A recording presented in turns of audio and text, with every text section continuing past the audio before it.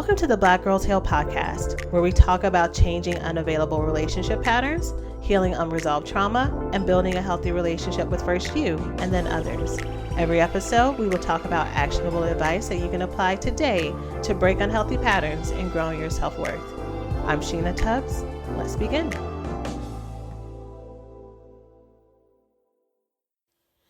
Hello, lovely ladies. Welcome to the latest episode of Black Girls Heal. I'm sending you all the love, all the sunshine, all the positivity on this wonderful day that you are here and alive with the opportunity to thrive and have all the things that you want and desire because you deserve it. It's your birthright. You came into this world worthy, and hopefully this podcast helps you get closer to that start point. You have nothing that you need to rebuild or construct. You came in worthy, and what we are doing is unlearning all of the narratives, all of the lies, all the things that have been put onto you that have never belonged to you. So welcome. Today's podcast, we are talking about the Black mother wound. If you are not new to this podcast, you have heard me talk often about the impact of mother wound trauma in our attachment styles, in our intimacy disorders, in our love addiction, our love avoidance, and all of that. And it is not because wounds from other family members or other different important figures in our life do not matter, but it is because our mother relationship is our first relationship. And I'm taking this from something that our guest today, who was so great. I can't wait for you to hear from her. This is something she shared near the end of our talk, which is our mother relationship is our first relationship, right? So even if we have a disconnection from our mother, whether or not we were raised by grandparents or we had to go into the foster care or adoption system, or if she passed away, our connection to our mother is the first human relationship that we know of. And it really sets the stage for how we show up in the world, how we attach to other people, how we feel about ourselves, how we feel about others, how we feel about women, how we feel about women who looked like our mothers, who talk like our mothers, and all of the things that go along with that. So that is why we focus on our mother wound trauma so often in so many places and so much literature. If you look up on Amazon, you will see a lot of books about mother trauma, mother wound trauma in all different facets, and not as many about father wounds. And that is the reason that I believe that is. So I actually had in my plans to have a Mama Month. Mother's Day is coming up, and I wanted to have a different episode every week that talked about different aspects of healing our relationships with motherhood, with our connection to our mothers, for those of us who are mothers, with our children, for those of us who want to be mothers and have not been able to become mothers, either because we have been single for a long time and we're wondering if we can give birth biologically, or we have tried to give birth biologically and we have battle with infertility. There are so many things that come up with Mother's Day that just runs the gamut for so many of us. So I wanted to have a set period of time that I try to touch as many of the issues that I could that are, of course, still underneath my umbrella of working through trauma and healing our attachment and relationships to ourselves and other people. But as I was planning the calendar, y'all, I was like, this is a lot of feelings. These are a lot of emotions. There are a lot of things that can come up, and I am not trying to send y'all into overdrive. Even those of y'all who have amazing therapists, I'm like, let's not bunch all of this together. So I'm starting early. I'm starting with this episode. We're going to sprinkle in some other ones about self-care, about self-love, about dating, about relationships, and then there'll be another mother one. And then there'll be another mother one until I finish the different topics that I have in mind. So we're starting in April. This is going to come out in April. No, this is coming out in March. We're starting in March, and we may finish by the end of May. There might be one more in June. We'll see how I feel about the topics and how far they need to span out. But I just want you to know that I'm going to attempt to cover motherhood for all of us, including those of us who are reluctantly mothers. I'm really trying to find a special guest to talk about that, because I do know that that is also the experience of many women who are mothers but did not want to be mothers, and they were told that once you have kids then everything will change, and that has not been your experience. It is not postpartum depression. It's not that you're a bad mother. You're showing up for your kids. You're loving on them.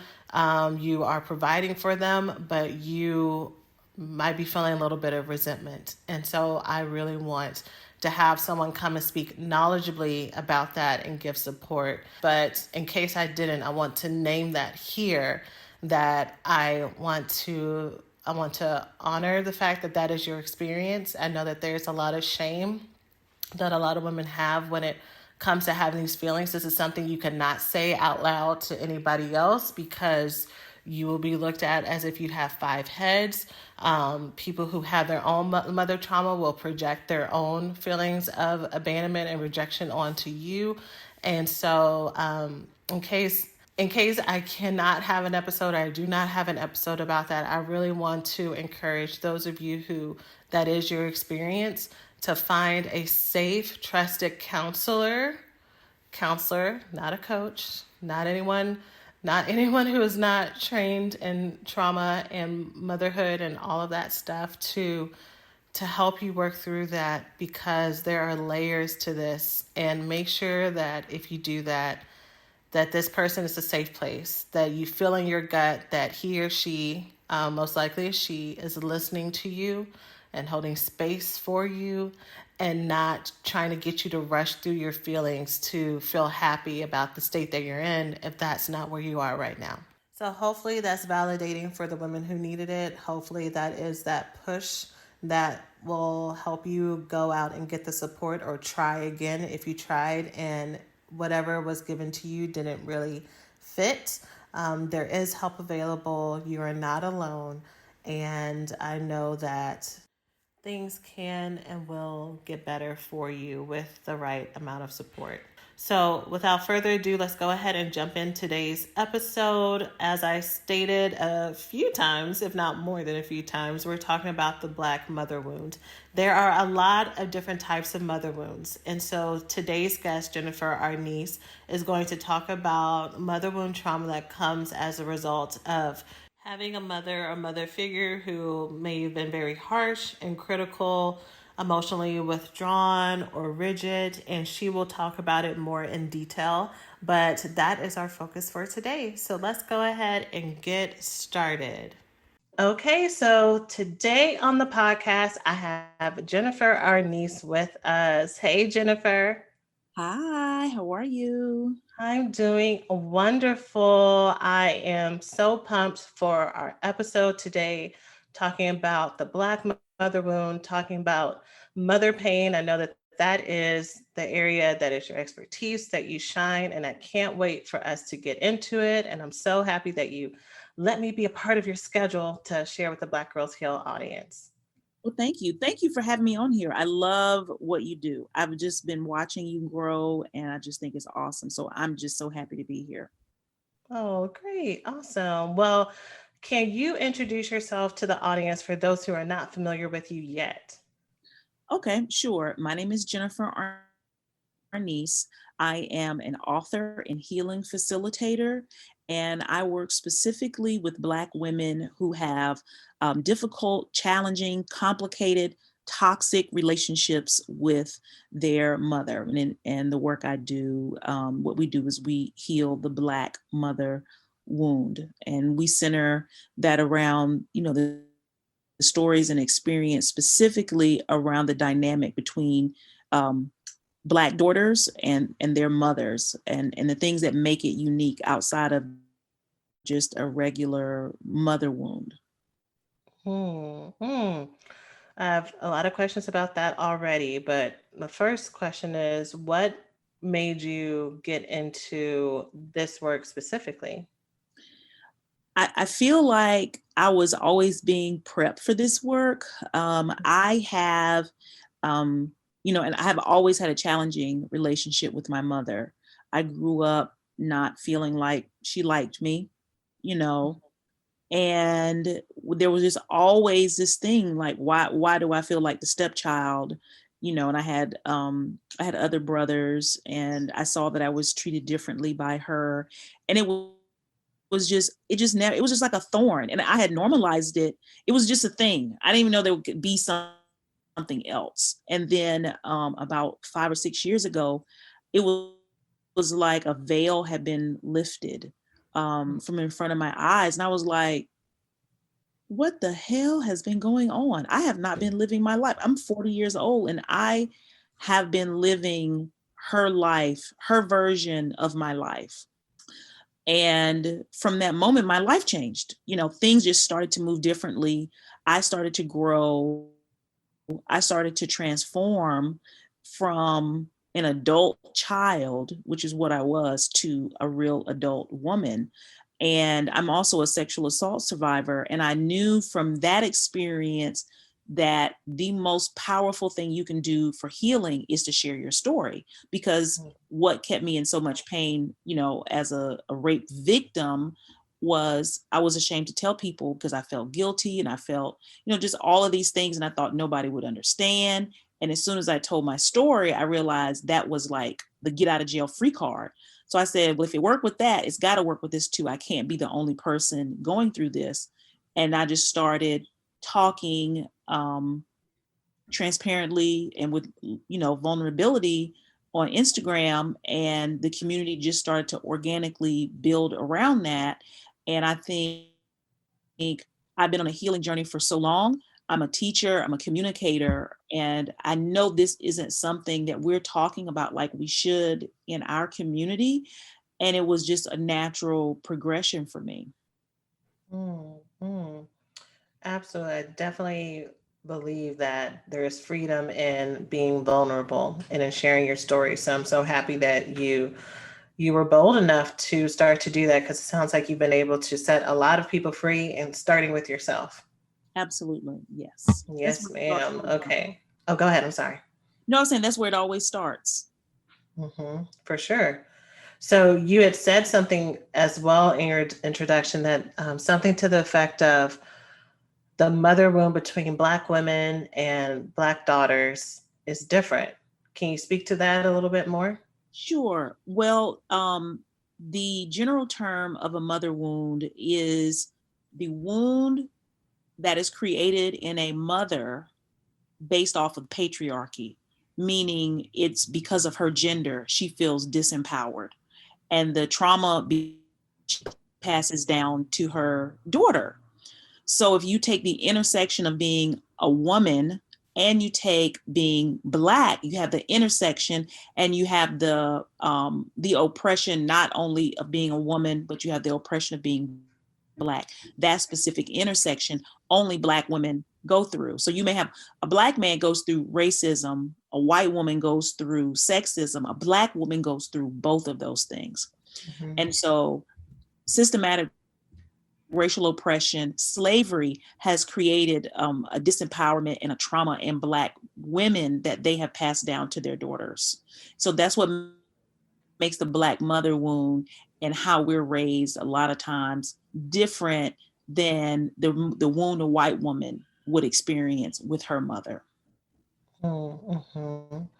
How have you seen that intersection manifest in someone who may have an active unhealed mother wound? What are some things that we may see in our own lives as adult women?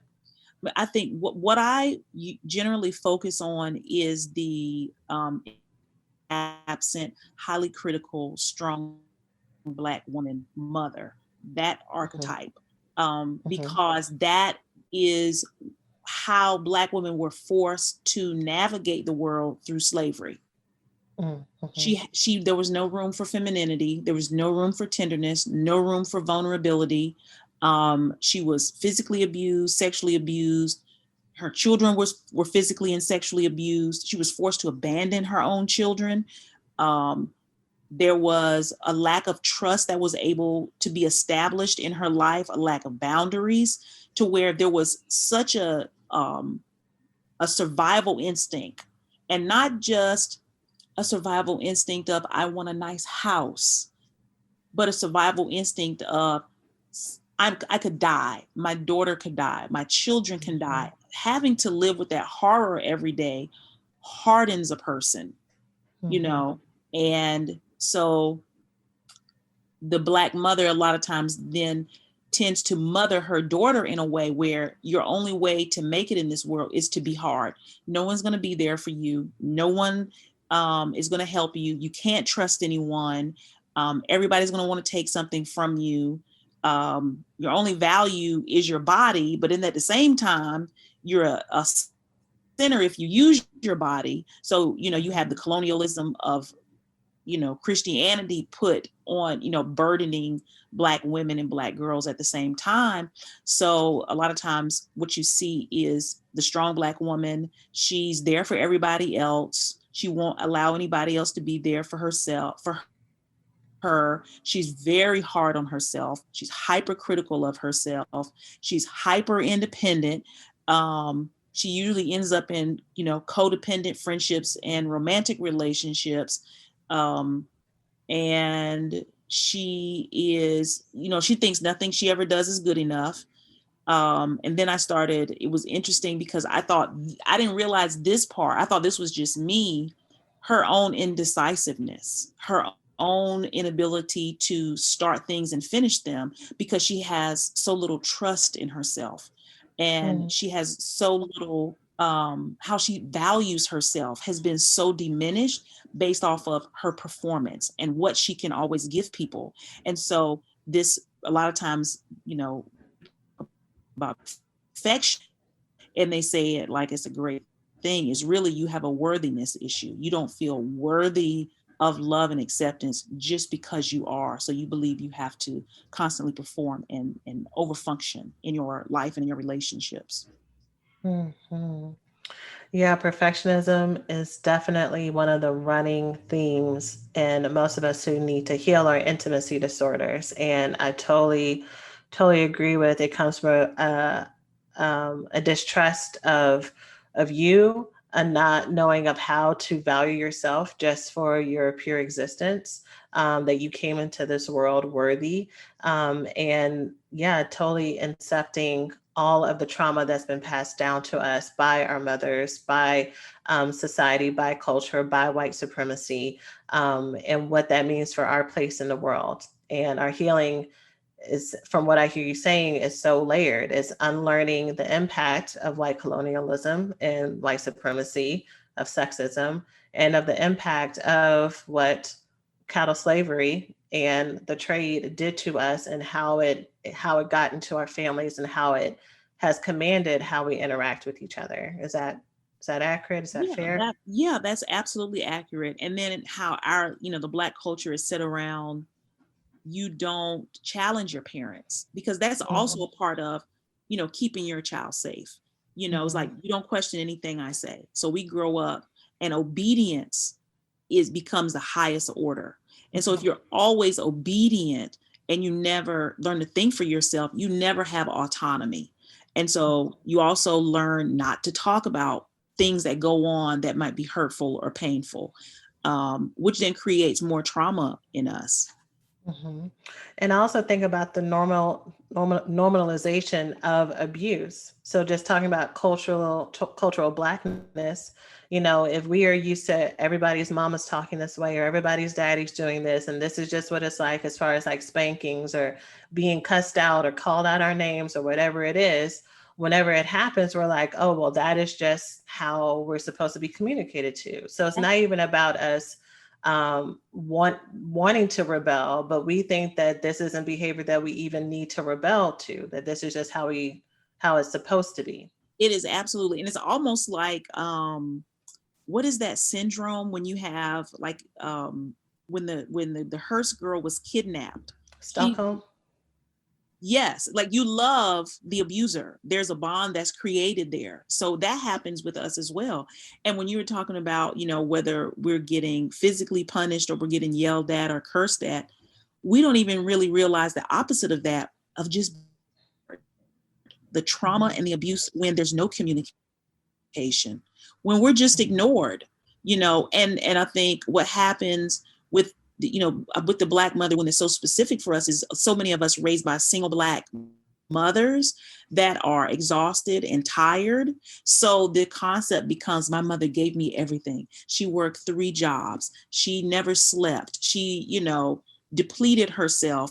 And so she provided food, clothing, and shelter. So I can't say anything negatively about her, because what we see her, even in that way, how we see the Black mother, this pseudo deity, is how she performs, how she gives everything and martyrs herself.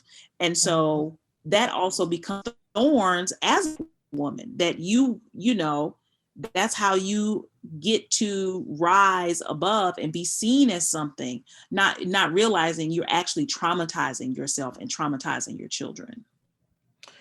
You know, I think you answered one of my questions I was going to ask, because at the beginning you were describing the symptoms of what it might look like to have an unresolved mother wound. And you talked about how, on one hand, you can be very guarded and hard for you to trust people and super uber independent. But on the other hand, when you get into relationships, you tend to be very codependent.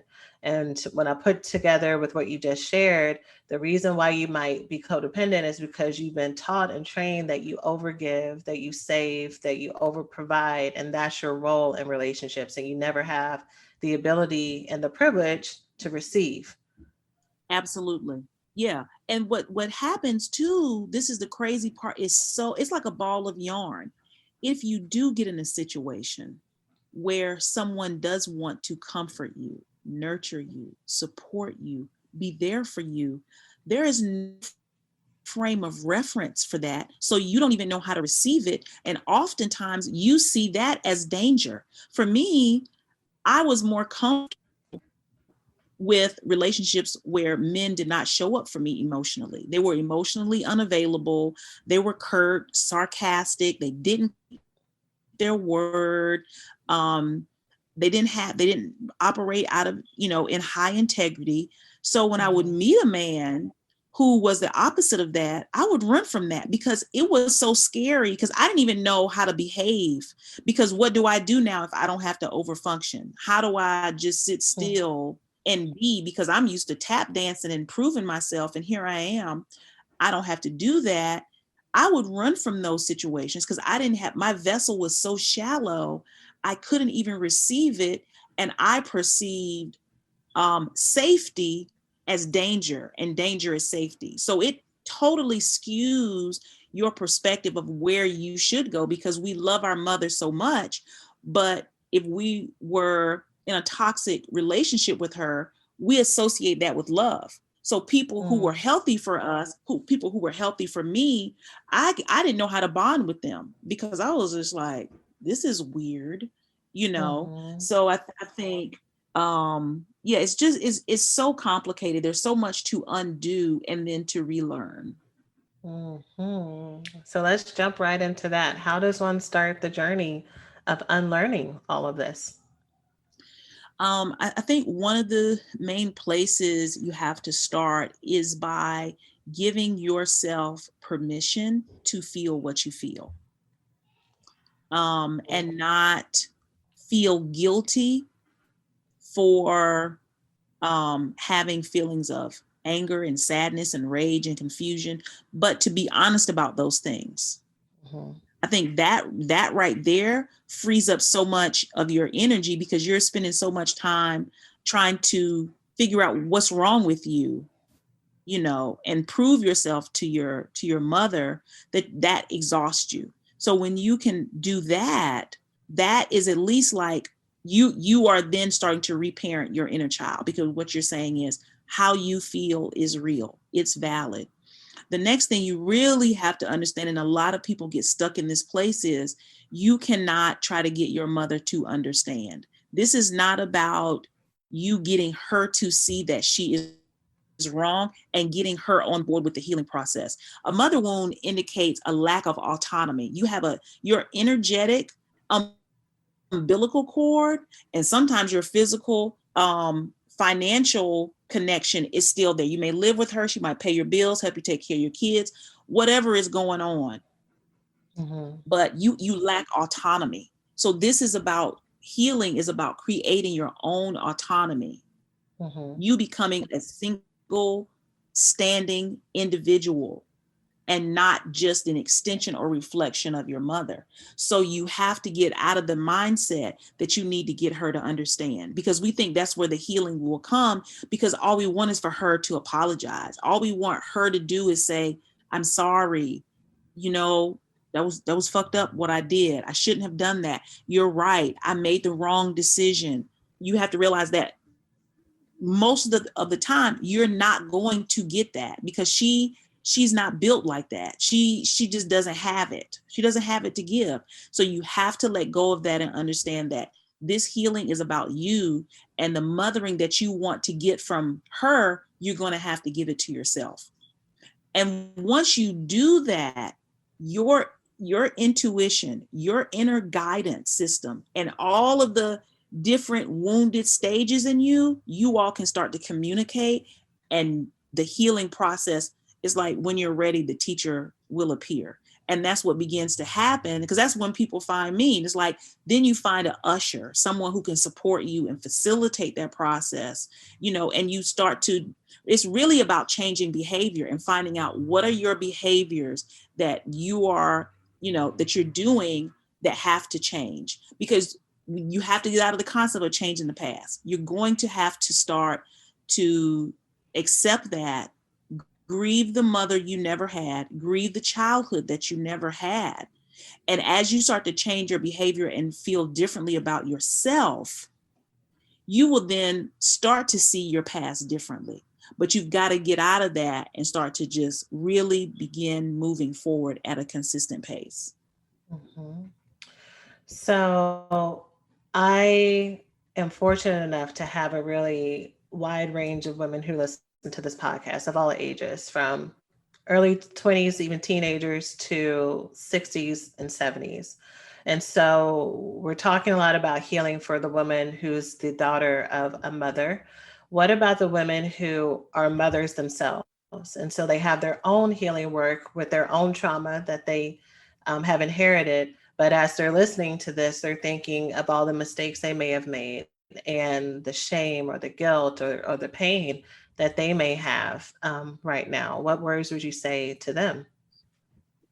Do not treat yourself the way your mother treated you, Mm, because you're probably beating yourself up, saying, I did this, I did that. And you want your mother to see the A's. So what you're going to do is overcompensate, and you're going to think you're a horrible mother, and you're going to think you just totally screwed their lives up, and then you're going to act like your mother and become hypercritical of your parenting. And do not do that. You have to have compassion with yourself, because when you have a child and you do this work, it's such a bonus, because you eventually will start to see your mother differently, because you will see your own humanity and how you made mistakes, and you're just able to fix them in a way that she couldn't. But it really is very, very crucial that you don't beat yourself up, because if you do, you are showing your child how they should treat themselves when they mess up.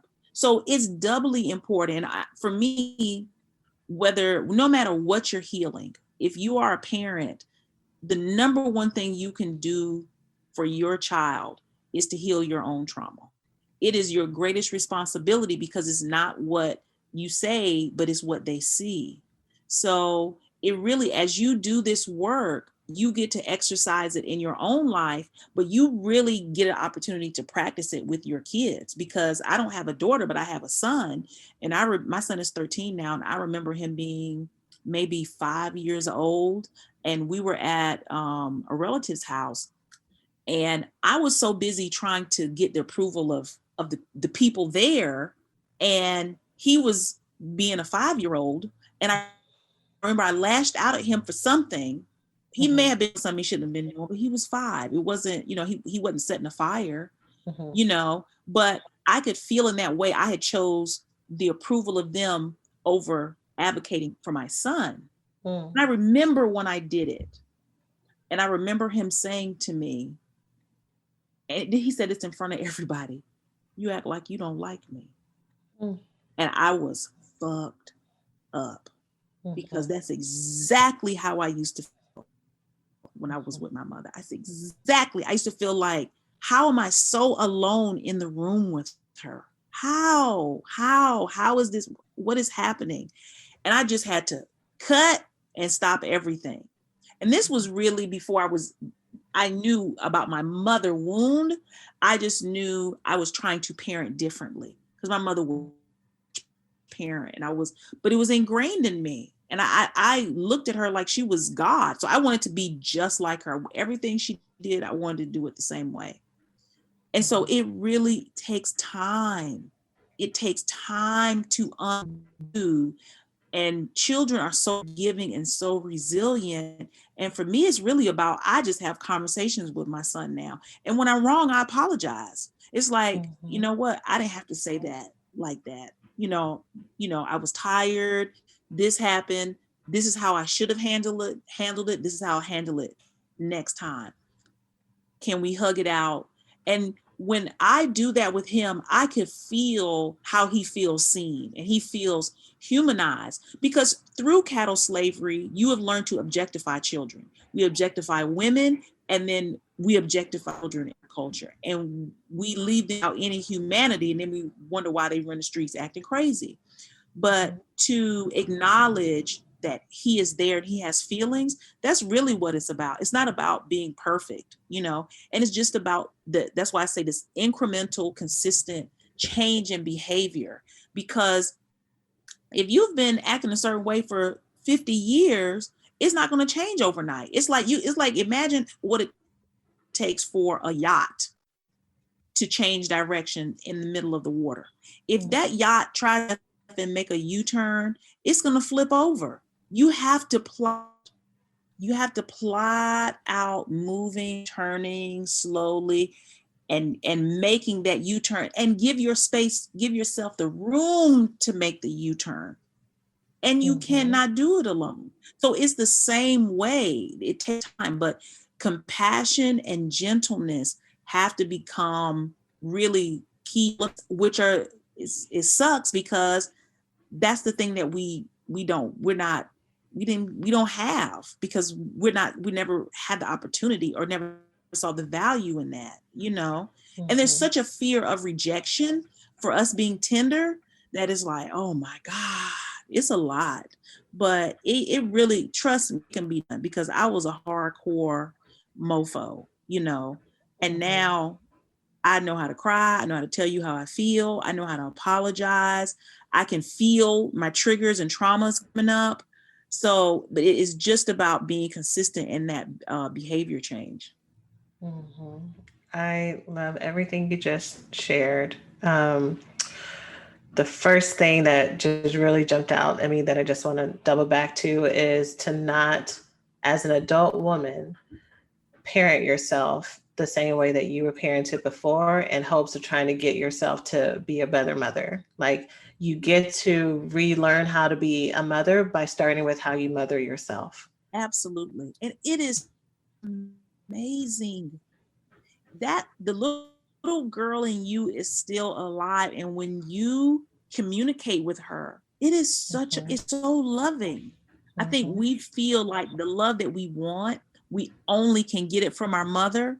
That's why we say she should do this. She should be that way. That's why we are so angry, because we think she took something from us that we can never get back. And it will just be, anything else will be secondhand. But I'm telling you, it's not. When you start to reparent yourself, it is the most loving relationship. It is so warm. It is so satisfying. It isn't, you know, like an afterthought or less than original, you know, or second best. It is, it's so good. It's so good. Yeah. I just want to share, this is making me think how this morning there's something I've been procrastinating about, and like every day is like, oh, I need to get to this errand. And then today I was like, Sheena, and I'm talking out loud to myself. I'm like, Sheena, you are doing so well. And I'm so proud of you. And you have such a great heart and you want to do good things. And I see how you're trying every day. And I just start soothing and nurturing myself and loving on myself. And Jennifer, just like you're saying, that when you get to that place when you know how to give yourself that love, it feels full and rich. It doesn't feel hokey, it doesn't feel corny. And I remember just even thinking in the moment when I noticed I was doing it more lately, and I was like, this used to be the stuff that I used to want a man to give me, or I used to want someone else outside of me to give me because I didn't know how to give it to myself. And now it's an easy supply, easy and ample supply. It isn't, and you know what? You become a better partner Mm-hmm. because, you know, I used to think that a man had to fill all the emotional gaps. Mm-hmm. And I used to think was his problem. And I was heavy. I was like the damsel in distress, you know, Mm-hmm. and I'm a big girl. So when I put all my weight on you, it's heavy. But Mm-hmm. now, you know, I can see, oh, is this something that, am I bleeding on someone right now? If I'm bleeding on someone, I need to go and tend to that.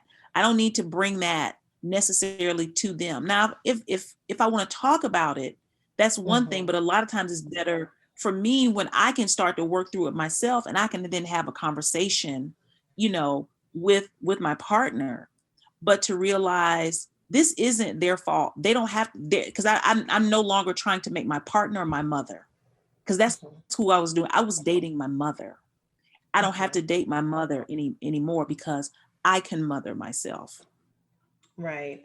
And along the way, as you do this journey, you learn the difference between vulnerability and getting someone to mother you. Because if you don't know the difference, what'll happen is you'll hear the type of feedback that you're giving right now. And you'll say, okay, well, I'll be super independent and I'll make sure I won't bleed on anybody. So then you don't share anything. And that is not the balance that you're talking about right now. Absolutely. You hit it on the head. You, because then you get with someone and it's, and then you want to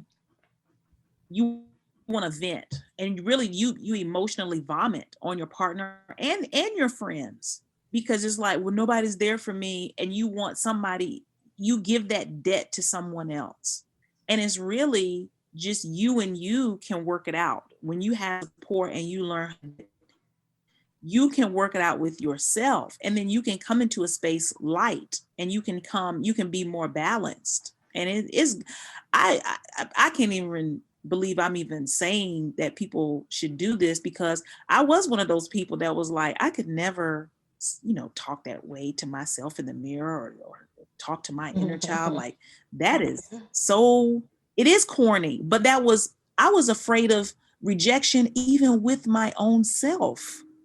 I couldn't even Mm-hmm. open up to myself. So how could I ever open up to anybody else? You know, this has just, even though there's so much grief and sadness in the beginning in releasing your biological mother, it is so rich relationship Mm-hmm. with myself. It is just, it's, I feel so thankful. I wouldn't wish, you know, the relationship I had with my mother on anyone. And at the same time, I wouldn't change a thing, because I've just come to know myself so well. And I feel honored to know myself and to be able to have this relationship with me and grow and love me more. I'm just like, damn, I'm the shit. Like I get to know me, and love me. Like, goddamn, Mhm. it's just I wouldn't trade it for anything. I love that. I love that so much. So let me ask you this. What's a question about the Black mother wound and healing that I haven't asked you yet that you think is really important for the audience listeners to know? Sometimes I wonder if people really believe that they can really be. Because when this wound is open, you feel like nothing can make it better. So it's like, does it work? Does healing really work? Does the shit work? Mm-hmm. That would be it. Because I'm not going to tell you it's easy, but I will tell you Mm-hmm. that it works. It will change every part of your life. It will change your relationship with your kids. It will change the relationship you have with your body. I become Mm-hmm. more conscious of my own emotional eating. And when those things are triggered, when I'm feeling fearful, it's like, oh, damn, that's why I'm eating those donuts. I didn't even know. You Mm-hmm. change the relationship you have with your romantic partners and the people you attract, your friendships, how you have friendships, who you have them with. It changes your career and your money, because your mother teaches you how to see the world. And if it was unsafe for you to be with your mother, if you felt unloved and unvalued and fearful, that you see the world as a fearful place. You see people as fearful, as not being trustworthy. When you heal your mother wound, it transforms. It's like water. It is the common thread. Every area of your life changes. I've lost this year almost 20 pounds. I have an amazing partner in my life. I last year, pre-COVID, my income tripled with one job. Mm-hmm. When I learned how my money story was related to my mother wound, Mm-hmm. my friendships have changed. How I communicate with my son, it changes everything. It changes everything because you really don't realize you know, how you came up with your mother is just the blueprint for how you see life. And when you can change that blueprint, everything in your life changes. Mm-hmm. That's so good. You know, in the back of my head, I keep having this question, and I was like, I'm not going to ask it because I know it's not your specific expertise, but I'm going to Girl. take it as a sign as I need to ask. I know you talk a lot about the Black mother wound. I know I talk all the time about the Black mother wound. What about the father wound? As we're talking about how our life is guided by our mother wounds, our father, and the part that he may or may not play, may or may not have played if we did have a father in a heterosexual relationship in our life. Where does that come into play? You know what? This is say. I say start with the mother, because the mother is the first relationship. Mm, The father is the first man we love. The mother is the first person we love. mhm, And when you can start with the mother, you can then start to use those tools with the father. And I'm going to say this too, because I think we have more vocabulary around healing issues with our fathers, because it's so easy to talk bad about Black men. It just is, and some of it is warranted and some of it is not. But I'm gonna tell you something I realized when I started to heal and really start to see the relationship with my mother and see my mother. My father was not perfect, but she ruined the relationship I had with him. She talked mm, bad about him. She planted so many negative seeds about that I just thought I picked up on the whole propaganda of, my mother's a single mother and she doesn't get any help from my father and he don't do shit and ABCD. And then I got older, like when I say the veil was lifted, I was like, I used to live with my dad. I spent every summer, the Christmas, my father used to come and come to pick me, my brother up on Saturdays, for, weekends, because my parents were divorced. And I forgot, my mother would make us clean the house. This is like when I was in third and fourth grade. Clean the whole house, make me clean the whole house spotless before I could go with my father for the weekend. And he would sit out on the hood of his car smoking cigarettes, waiting.